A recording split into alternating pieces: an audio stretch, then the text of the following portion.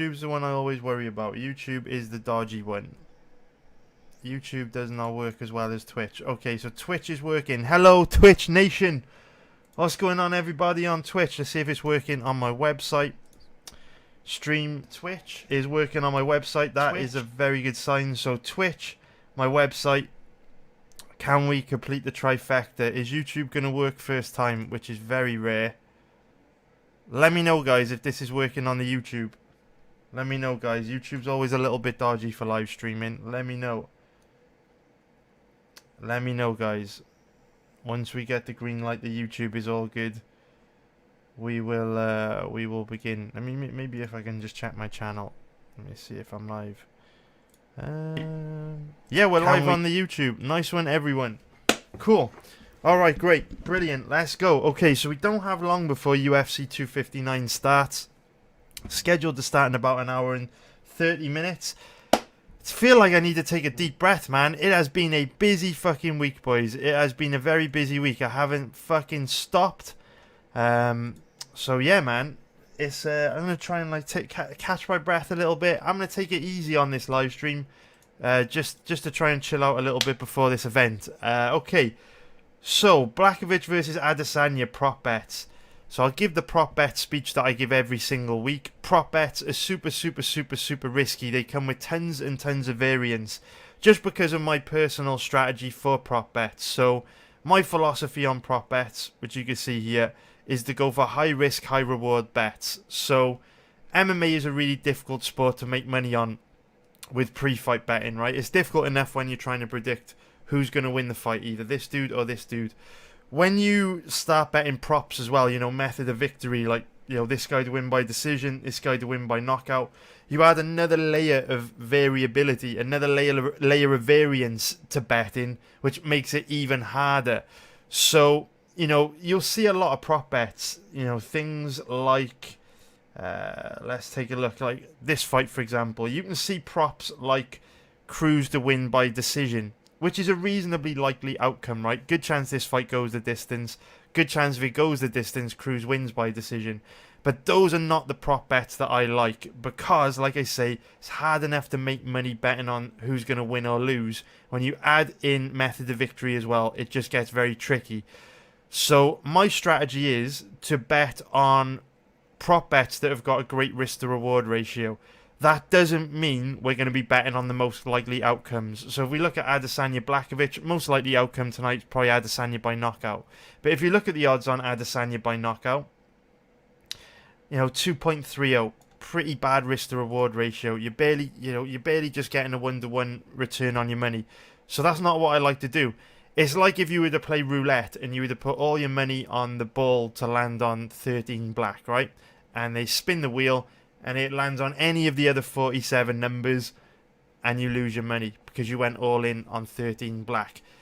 We take a more spread betting approach to prop betting, where we spread our money around lots of different props that have got a really big risk to reward ratio, in the hope that 1, 2 or 3 props every week are going to win, and we know that if one of the props wins, we'll take a small loss. If 2 of them wins, you know, we should make a small profit. If 3 of them win, we're on to a very big profit. Of course, the difference between the prop bets and the spin of a roulette wheel is that we have the edge here because we've got the knowledge of these fighters. We know a lot about betting on MMA, and so that gives us an advantage over the bookies to snipe these really good high risk but high reward bets. What I would say about props, though, is they come with extreme variance. It's not unusual for every single prop bet to lose on a given night. If anything, it should be expected, and so for that reason, just know they're extremely risky. They're not a sustainable way to bet.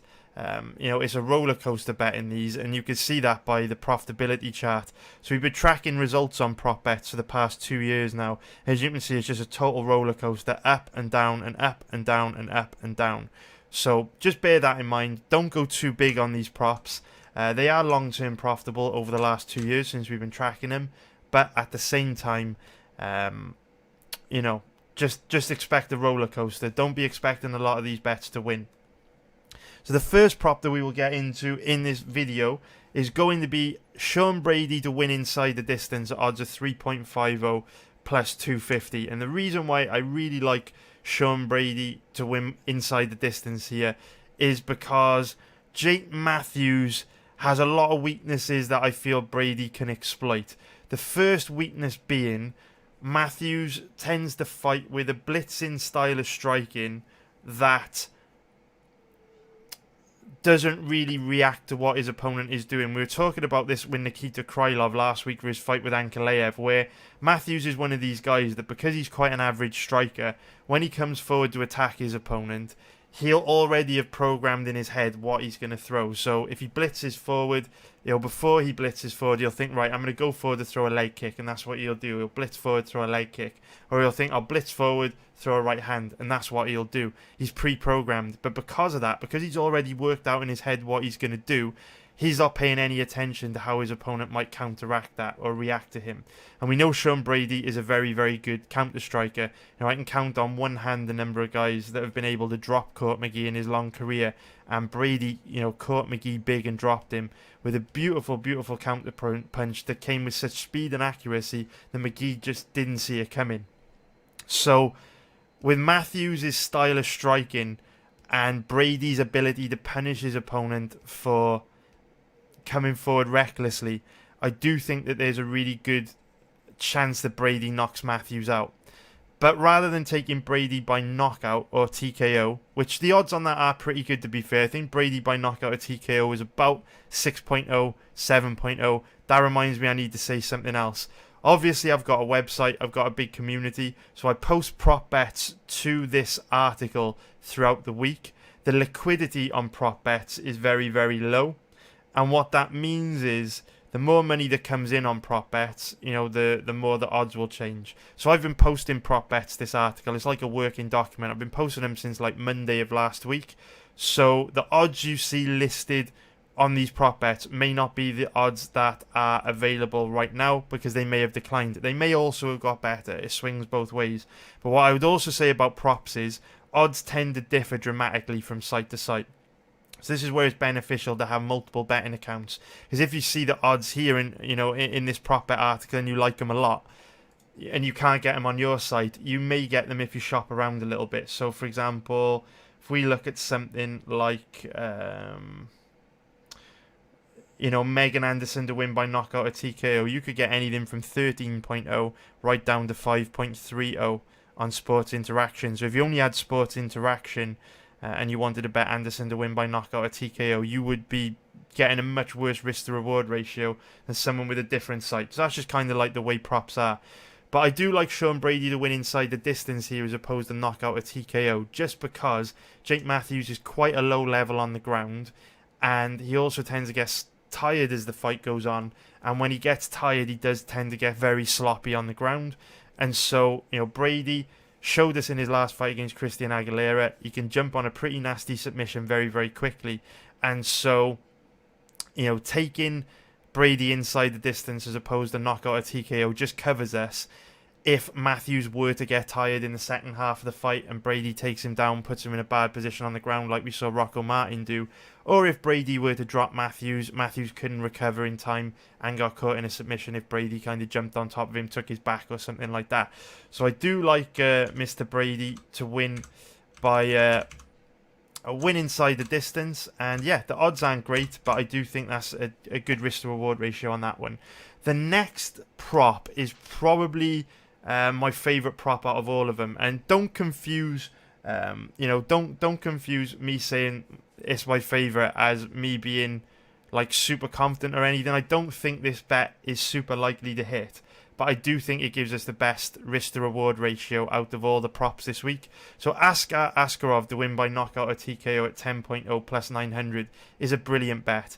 And I feel like this is one of those bets where the bookies are very much wiki capped this fight, and the betting public haven't moved the odds because maybe they're not really maybe they're just not really considering the threat that Askarov may pose to Benavidez standing. So both these guys are primarily grapplers, and Askarov's not a particularly dangerous striker. He's not known for his knockout power. If you look at his record, tons of wins by decision or submission. But if you go back and watch Joseph Benavidez' last fight against Davis and Figueiredo, you will see that Figueiredo dropped Benavidez with pretty much every clean punch that he landed. Before Figueiredo actually finished Benavidez in round 1, I think he knocked him down 4 or 5 times. Now, I think what the bookies have done and what the general betting public have done is they've seen Benavidez get dropped multiple times by Figueiredo, and they've gone, you know what, that's not that crazy, because Figueiredo is this, devastating power puncher in the flyweight division, and so it's not unusual that Benavidez would have been dropped so much. But I think there's more at play here. I do accept that Figueiredo hits very hard. He's a big power puncher. But we've also got to remember, if we look at Benavidez' fight record, he has just got an absolutely enormous amount of fights, enormous amount of miles on the clock. 36 years old, which is very, very old for a flyweight. We know that 36 years old isn't that bad when you're a light heavyweight or a heavyweight, but the lighter weight classes are a young man's division, because the lighter weight classes, they rely on speed, athleticism, reflexes, and those are the first things to go as you start to get old. Not only that, Benavidez has had 35 pro fights, and he's also spent a massive amount of time in the cage. Tons of his fights have gone the distance, and a lot of these fights have been wars as well. He's been consistently competing against the best fighters in the world for the last 13 years. If you think about it, like he fought Dominic Cruz in his 3rd fight into the WEC. Jeff Curran was no picnic. And so, Benavidez has been consistently competing against the top 5, top 10 guys in the lighter weight classes for pretty much his entire career. All that damage is going to start to all that damage is going to start to add up, right? So, yes, Figueiredo does hit hard, but there are certain types of shots to land that really shouldn't drop you. Shots to the top of the head, for example. People say, well, you can get your equilibrium knocked off. I get that. But, the very first shot that Benavidez got dropped with against Figueiredo was a glancing blow to the top of the head. And that's always a little bit of a red flag for me. I know it can disrupt your equilibrium, but, you don't see... you never saw guys like Mark Hunt get dropped with a shot to the back, shot to the top of the head. You never see Roy Nelson get dropped with a shot to the top of the head. You never see Nate Diaz get dropped with a shot to the top of the head. So when I see guys go down over, shots like that land, it's always a bit of a red flag to me. And, Joseph Benavidez has taken a life-changing amount of damage in his last 2 fights. And I think the fact that he was getting dropped so often and so easily by Figueiredo is a sign that his chin's on the decline. And so, he's fighting Askarov now, who's not particularly dangerous standing. But Askarov's a reasonably good counter-striker. He did wobble Tim Elliott very, very bad, which is impressive because we know Elliott can take a shot. For all of Elliott's weaknesses, he can take a shot. And so Askarov at 10.0, against a 36-year-old guy with tons of miles on the clock in his first fight back after suffering an ungodly amount of damage, that's a pretty good risk-to-reward ratio for me. And that makes Askarov my favourite, Askarov by knockout or TKO, my favourite prop tonight by a mile. What's up, Joey McBride? What's up, Sean? Good to see you, boys. Okay, if we go into the next one, this is another prop that I like a lot. So we're going to go for, if my website will stop doing that fucking thing with the nav bar, there we go. We're going to go for Tim Elliott to win by submission at odds of 5.0 plus 400 to submit Jordan Espinoza. The reason why I really, really like this prop is because if we take a look at Espinoza's record, where is he? Where is Espinoza? Where's Espinoza, man? Oh, there he is. Okay, if we take a look at Espinoza, we can see that he was submitted by Matt Schnell and Alex Perez. Now, no shame in getting submitted by either of those guys. They're both very, very dangerous submission grapplers. However, when we've seen Espinoza on the ground, he has looked super duper duper duper low level. Now, one of the things about Tim Elliott, we know he's got tons of weaknesses, but he is a very tricky, unorthodox guy, and he is primarily a grappler. 2 of Elliott's biggest weaknesses as a grappler is that he doesn't really have very good offensive wrestling, so he struggles to get the fights to the ground. And he also doesn't have the best top control because he's quite small, quite compact, doesn't have the longest limbs. He kind of struggles to tie his opponents up and hold them down on the ground. And so Elliott has kind of developed this style of grappling where, because he knows he's probably not going to get many opportunities, to get his opponent down, and when he does get them there, he's probably not going to rack up much control time because his top game is not that heavy. Elliott has developed this style of submission grappling where he can jump on really deep submissions and really tricky, unorthodox submissions that you don't see very often in the UFC. He can jump on them very quickly, and he can trap his opponents in real bad positions very, very quickly. We've seen him trap very, very high level grapplers in guys like Joseph Benavidez, Mighty Mouse, in positions that only a very high level grappler would be able to work out of. And so if you look at Jordan Espinoza, as soon as he went to the ground with Alex Perez and Matt Schnell, he just looked very, very vulnerable, and he got submitted very quickly. He got put unconscious by Alex Perez before he even knew what was happening, and he was forced to insta-tap against Matt Schnell. He just didn't have the skills to fight through those positions. And so with Elliott being such a tricky submission grappler, with Espinoza being so green on the ground, I really think the probability of Elliott winning this fight by submission is good. The only, kicker to this bet is Elliott will struggle to get this fight to the ground because his offensive wrestling isn't great, and Espinoza has got great footwork, great movement. It won't be easy for Elliott to tie him up. But if Elliott can get this fight to the ground, I think he can cause Espinoza some big, big, big trouble. That's probably why Elliott's moneyline odds have flipped into favourite territory this week. So I do like that. Decent risk-reward ratio, 5.0. I will take that. Now we're going for one of the more speculative prop bets. I've gone for Kyler Phillips to win in round 3 at odds of 17.0, plus 1600 in the fight against Yadong Song. I really like this bet. Again, it's got a good risk-to-reward ratio just because we know Yadong Song tends to slow down as the fight goes on, and we know Kyler Phillips is likely to push a very, very high pace and make Song work very hard. Phillips is a warrior. He's very tough, he's very scrappy, and so even if Song causes him big problems early on in the fight, I think Phillips is tough enough to kind of weather that early storm and take the fight deep. Song does tend to slow down big time to the point where he's not very good at defending himself in round 3. And what I've noticed about Kyler Phillips is he does have that killer instinct. When he senses his opponent is getting tired or he senses he has his opponent hurt, he absolutely goes for the kill, and he's fucking vicious, and he's got pretty naughty ground and pound as well. So, if Song is too tired in the 3rd round to defend himself properly, I can really see Phillips cranking it up big time and trying to take him out. Obviously, Song is an elite fighter. He's very, very good. He's also tough as nails. It's not going to be easy to finish Song, but a 17.0, plus 1600, that's a bloody good risk to reward ratio. You don't have to hit many of them per year to be in profit. So I like that one. Go on to the next one. Amanda Lemos against Lavinia Renata Souza. And we're going to go for Amanda Lemos to win by knockout or TKO at odds of 5.0, which is plus 400. This one's pretty self-explanatory. Amanda Lemos is one of these fighters that fights, one of these female fighters that fights like a man, and I mean that in the most complimentary way possible. It's not a derogatory remark targeted at Lemos.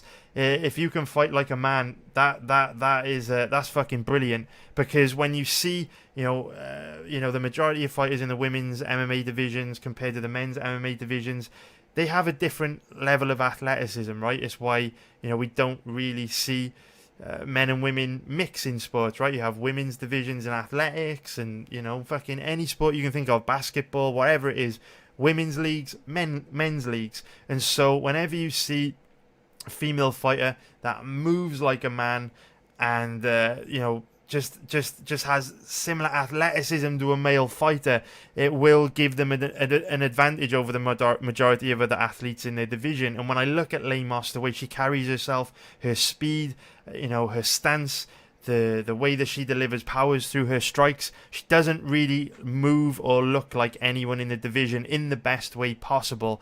Whereas Lavinia Renata Souza does. She doesn't have that additional physicality or athleticism that Lemos brings to the table. And, Lemos is so fast, so accurate, she hits so hard. She's really going to cause a lot of girls in this division problem if she lands on them clean and hard, which she usually will because of how devastating a striker she is. And because Souza just doesn't have the best boxing defense, I feel at some point in this fight, Lemos is going to connect hard and clean, And I don't see Souza being able to take the kind of shots that Lemos is going to dish out. So Lemos to win by knockout at TKO 5.0. We like it. We like it a lot. All right, the next one we're going to go for. Okay, this is one of my favorite ones as well. Really, really like this prop. So Alexander Rakic against Thiago Santos. Obviously, we've spoken about this a lot this week, where I've been critical of Thiago Santos' ground game. And people will come in the comments and they'll say, oh, you know what, you are talking shit. I've been quite open about the fact that I think Thiago Santos is an extremely low level on the ground. Santos is a very, very low level MMA grappler. People will counteract that by saying that, they checked his Wikipedia page and he's got a black belt in BJJ. But like I always say, not all Brazilian Jiu-Jitsu black belts are created equal. And in terms of MMA grappling, Santos is ultra low level on the ground. So if Rakic can get this fight to the ground, even though Rakic is a kickboxer as well, I do think Rakic is going to have a huge advantage. So whenever I see Thiago Santos in a fight and I see his opponent having very, very generous odds on them to win by submission, I'm always going to take this, because if Rakic can get this fight to the ground, Santos is exceptionally low level, and the probability of Rakic catching him in a pretty nasty submission is quite high. Now, what I would say is Rakic does tend to favour ground and pound, when he puts his opponent in a bad position to try and get a stoppage with strikes. So that's the one aspect of this bet I don't like. But if we look at the odds on this fight, where are we? Let's take a look. If we look at the odds on this one, if we look at the odds on this, so when Rakic takes his opponents down, he does prefer to try and get a stoppage with ground and pound as opposed to a submission. But the risk to reward ratio on his odds to win inside the distance is just very, very poor at 2.75.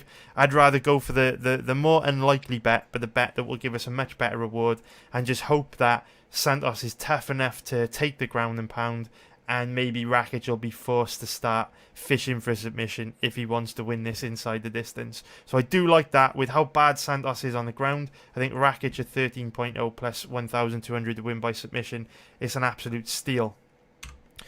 We then go on to the next one. Again, I think the odds are quite generous on this one. So Drew Dober to win. Drew Dober versus Islam Makhachev. I think Makhachev to win by submission at odds of 5.0 plus 400 is a great bet. I think in many ways Drew Dober is very much like Thiago Santos. Devastating striking, fast, accurate, athletic. Dober is a nightmare standing, but just like Santos, he is an extremely low level on the ground. And another big issue with Dober, takedown defense is very, very poor. Makhachev, one of the best, chain wrestlers in the division. Brilliant offensive wrestling. He's a great submission grappler as well. A lot of these combat sambo guys, when they go to the ground, just like we were saying about Rakic, they will favour, heavy ground and pound as opposed to fishing for submissions. But Makhachev is one of those rare combat sambo guys that will actually fish for a submission or two on the ground. We can see one by armbar there against Cajun Johnson, rear naked choke there, triangle choke there, armbar there. And we know for all of Dober's weaknesses on the ground, Drew Dober's tough as nails. So, whereas Thiago Santos probably would turtle up and concede a loss due to ground and pound, it's not going to be easy to stop Dober with ground and pound, because Dober's going to continue fighting till his last breath. There's no quitting him. And so if Makhachev wants to win this inside the distance, his best shot is by submission, where Dober won't really be able to do anything about, trying to fight through the position, because you can tough it out when it comes to strikes on the ground, but you can't really tough it out if Makhachev takes you back and he strangles you unconscious, right? So that's why I like Makhachev to win by submission here. He should be able to get Dober down very easily, and he should be able to do whatever he wants to do to Dober on the ground, because Dober, ultra low level. But it will be very interesting if Dober can keep it standing, which, based on past performances, he probably won't be able to. Next one, Aljamain Sterling against Piotr Jan. I like Piotr Jan to win by knockout at TKO at 4.0 plus 300, simply because Aljamain Sterling tends to slow down significantly as the fight goes on. It tends to get flatter and flatter as the fight goes on. And when Sterling starts to get flatter, his striking defense starts to decline and he becomes way easier to hit. So with this being a 5-round fight, with P.E.M. being so dangerous standing, he's got a very long time to find the chin of Sterling, 25 minutes, and the probability of Peter Yan catching Sterling with something big in 25 minutes is very, very high. And when Peter Yan senses he has you hurt, he's very good at going in for the kill. We saw that in the Uriah Faber fight. And so if Sterling does get hurt bad, I don't feel he'll have the energy later on in the fight. I don't feel like he'll have the gas tank to survive being put in bad positions, and I also don't feel like Sterling will get the respect with his hands to back Peter Yan up once Yan senses Sterling's hurt, because Sterling's more of a volume striker, doesn't really have any power in his hands. So Yan to win by knockout or TKO I think is pretty likely. I actually think the only way that bet probably won't win is if Sterling's able to do what he did to Corey Sandhagen, take Yan down early in round 1, catch him cold, put him in a bad position and submit him, which is possible, but it's unlikely. So then the final prop that I like, it's another good one. We've spoken a lot about this fight this week. I think we spoke about the fight between Amanda Nunes and Megan Anderson in the breakdown video for a good 40 minutes. We went deep on this one, but I do love Megan Anderson to win by knockout or TKO. Odds of 15.0, which is plus 1,400. The rationale behind this bet is very, very simple. There are very, very few fighters in the women's MMA division that carry legit one-shot KO power. Amanda Nunes and Megan Anderson are two of them, possibly the only two. Even Cyborg is more of a volume striker. You look at Cyborg's fights against Tonya Evinger, Lena Landsberg, Leslie Smith. She broke those girls down with volume and pressure. Nunes and Anderson are really the only two fighters that we see that can legit put you away with one punch. We saw the weigh-ins yesterday. Again, this is the downside of live streaming on YouTube. I can't show you footage of that. If we were on Twitch, I would be able to. But we saw the weigh-ins yesterday with Megan Anderson absolutely towering over Nunes. There's a giant size advantage here. Megan Anderson is possibly the only legit 145-pound female fighter in the world. She's possibly the only legit featherweight in the world. She cuts down from about 170, 180.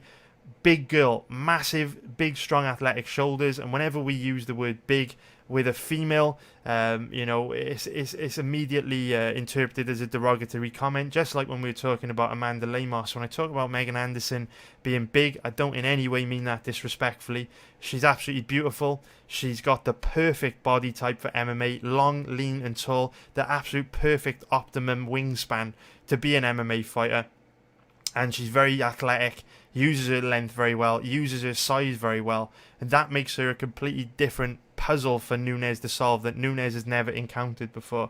Anderson hits extremely hard, legit one-shot KO power, and her size can really make that small octagon at the Apex Center an uncomfortable place to be for Nunes.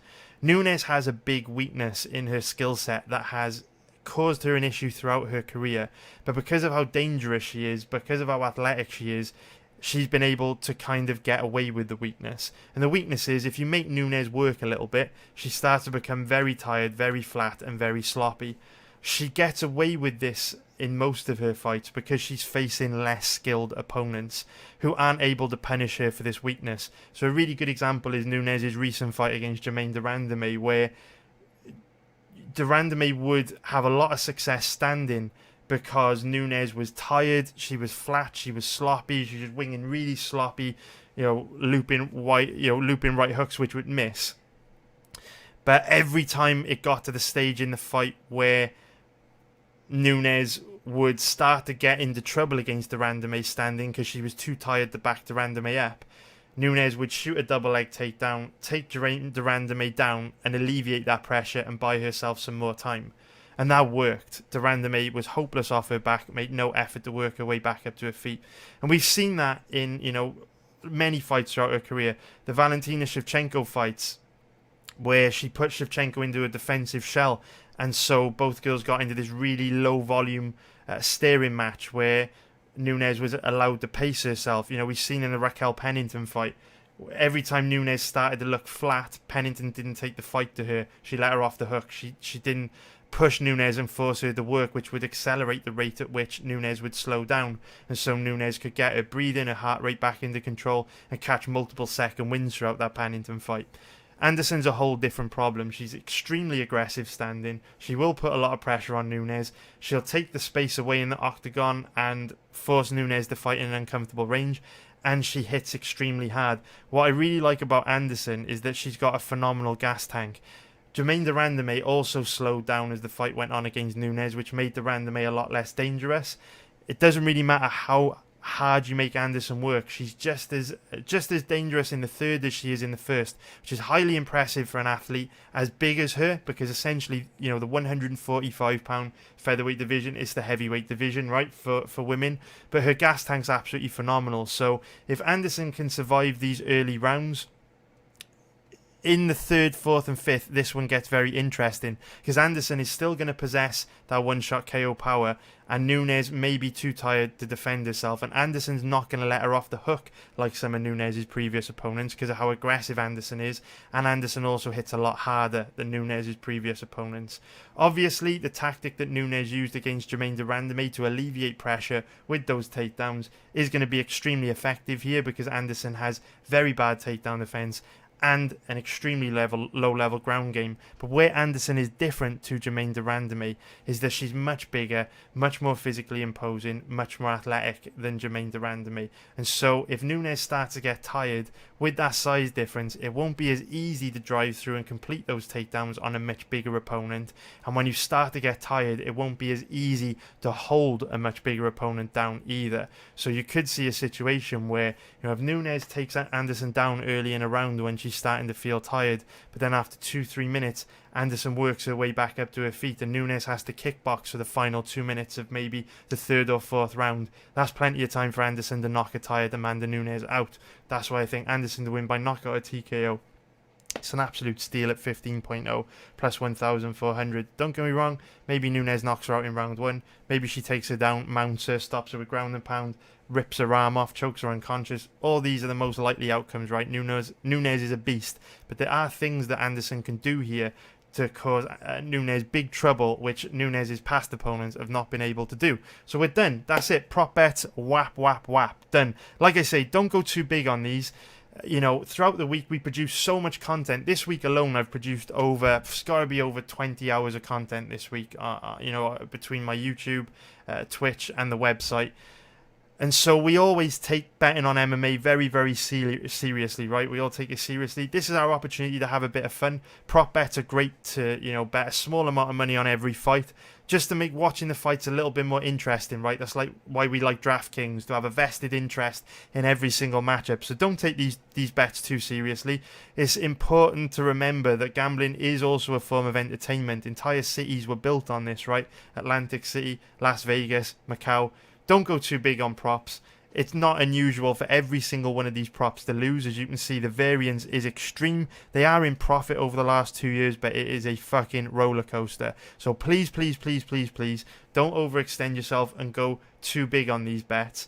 I'm very conscious of the fact that when I talk you through these bets, I may influence you into going too big and too aggressive on something that ultimately is quite unlikely to happen. Remember what I said at the beginning of the live stream, these are highly speculative bets. We're not betting the most likely outcome. We're not betting the most likely method of victory. Most likely outcome here is Nunes takes Anderson down in round one, mounts her and beats her face in. We could say that about lots of the fights, right? These are not the most likely outcomes. So by betting them, you're taking on a lot of risk. But hopefully, if one of these bets, if one of these bets can win, we'll be at a small loss. If two win, we'll be around break even, small profit. If three of them win, be a very, very nice return. So what is the time? 9:20. We've got about an hour to go. We've got about an hour to go until the fight start. I'll fly through some comments very quickly. But I'm really feeling, it's been a hard week, boys. It's been a busy week. It's been a busy week, man. This card's been massive, 50 fights. And it's been a busy week, so I would quite like to have a little 30-minute break before this fight starts, because obviously I'm going to be going and doing my live betting and live betting fight commentary when the fights start. But yeah, man, yeah, it's all gravy. It's all gravy, mate. We'll be back next week with some breakdown videos. So I'll just skim through if we got any comments here. Oh, that is a very rare card, man. That is a very rare card, Spiz. That is a good one. That's probably the best hollow you can get, I think, dude. It's a very, very good hollow. Nice one, Gucci, mate. It has been a rough week, mate, but hopefully we can make it pay tonight. Right, I made a profit on 22 of the last 23 events. So like Dale says, hard work is undefeated, man, and the hard work has been paying off over the last 6 or 7 months, right? We've been absolutely crushing it. So I'll just scroll back through, and then I'll take a nice little 30-minute break, and then we'll be done. Good luck to everyone for tonight as well, man.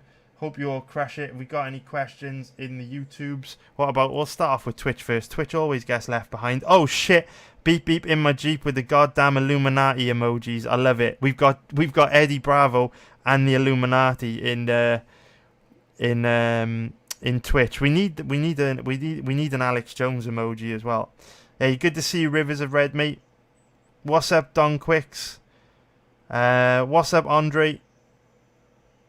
What's up, dude? What's up, Alex? Hope you're all doing good. What's up? What's up? What's up? Okay. Andre Staff is asking about the Cruz versus Kenny fight, mate. That's quite a complicated fight. There's like an 8-minute breakdown video of Kenny versus Cruz on the website. Check it out, dude. You're talking like you are a member of the site, mate. So go check it out. It's like 7-8 minutes long. It's on there for you to see, and that'll just enable me to answer more people's questions. Let's see what we've got. What's up, Ethan St. Marie, mate? Good to see you, dude.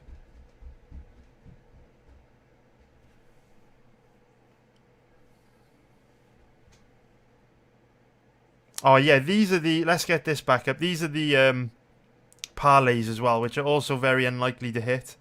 These parlays are probably not gonna win, but people like them.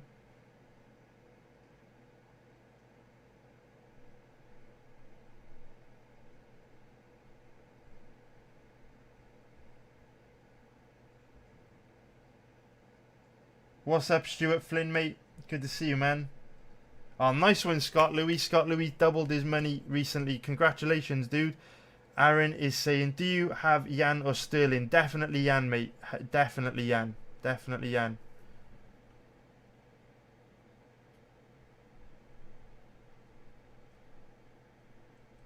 Oh, that's a really good comparison. Gold Cap saying Lemos fights a lot like Davis and Figueiredo. You are right, mate. That is a really good comparison. I think you worded it in a much better way than I did. Martial arts fan is saying Lemos, does she gas late? Lemos does gas if you make her work hard, but I'm not convinced the Souza is going to be able to make her work hard as, you know, some of Lemos' recent opponents like Mizuki, Inui and Leslie Smith, who are both high pressure fighters. Souza doesn't really have that style. Oh, nice one, Quad, mate. Appreciate it, man. Nice one, Quad. Yeah, if you could hit the like button, boys, that would be great. Sean Rock Band is saying Sterling by Seb. I do think it is pretty unlikely Sterling submits Jan, mate. Sterling's a decent grappler in the first round, but past that, not that effective with his grappling. Sean Rockband is saying that Jan is a blue belt in jiu-jitsu. This is true, but you know what Khabib Nurmagomedov said, mate? If combat sambo was easy, they would call it jiu-jitsu. And this just speaks to, you know, what we've been saying about Thiago Santos in this video, you know, and Jan Blachowicz as well. Yes, on paper they're black belts, but in terms of actual MMA grappling, very, very low level. Not all black belts are created equal. And Jan is a much better grappler than a blue belt. He might just not have the belt around his waist to prove it. Hey, what's up, Raj Kavaka? I'm not able to use Pinnacle in the UK, man. They don't accept players from the UK, so I'm not too sure, dude.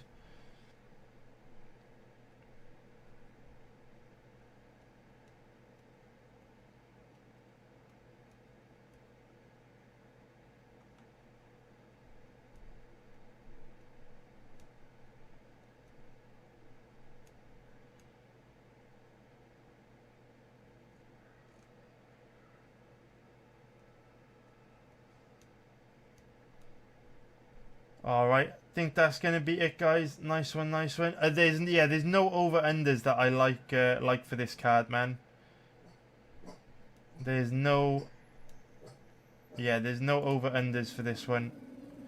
Alright, yeah, so that's going to be it, boys. I'm going to go chill out for like an hour now, get ready, and yeah, I'm going to chill out, have a little bit of a break, recharge my batteries, and then go hard on live betting tonight. So, short one tonight. Thank you, everyone, for watching. Hopefully, these props return a profit. I do think there's some really good ones in there, particularly, like I say, the Askarov one is particularly good. This one's pretty good as well, and yeah, this one's probably the safest prop, I would say, out of all of them. I just can't see Sterling. I just can't see Sterling being around in the 4th and 5th. You know, I don't see Sterling being. I don't see Sterling having enough gas in the tank to grapple in the 4th and 5th, and I don't see him being fresh enough to stop Jan from punching a hole in his head. So anyway, hope you enjoyed that, guys. Thank you for watching. Good luck to everyone. I hope you crush it tonight. Go kill it, boys. Take care. I'll see you for another breakdown video next week. Love you all, boys.